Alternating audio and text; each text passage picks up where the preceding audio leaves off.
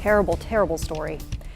Of course, we continue to track the aftermath of Ian here. Cleanup underway in South Carolina after the storm brought devastating surge to the coast. You can see some video from Garden City. This is where crews continue to work to remove sand and debris from the roadway. And then later this week, President Biden is set to visit Florida, where the death toll is still rising.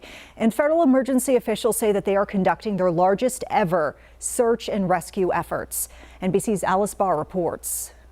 Vanessa, President Biden is focused on not just recovery, but resilience in Puerto Rico, doing more to ensure that storm-battered territory is better equipped for the next one. 2 hurricanes within the span of 2 weeks, bringing historic destruction to Puerto Rico and southwest Florida, where urgent rescues are still underway. Can we get you out of here, all right? President Biden bringing the weight of the White House to both disaster zones this week, starting today in Puerto Rico, where thousands are still without power 15 days after Hurricane Fiona hit. We came here in person to show that we're with you. All of America's with you. And you deserve every bit of help your country can give you. That's what I'm determined to do, and that's what I promise you.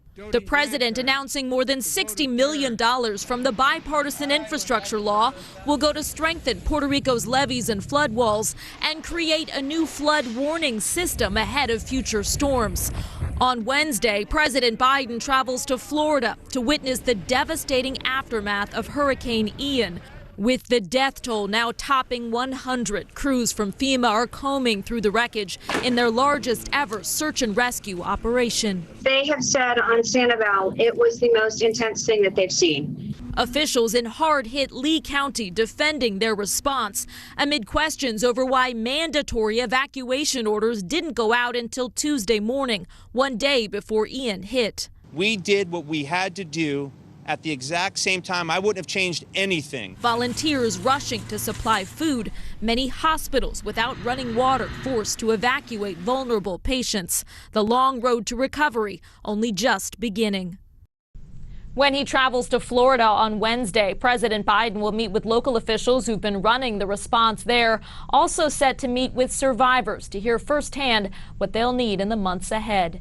In Washington, Alice Barr, WCNC, Charlotte.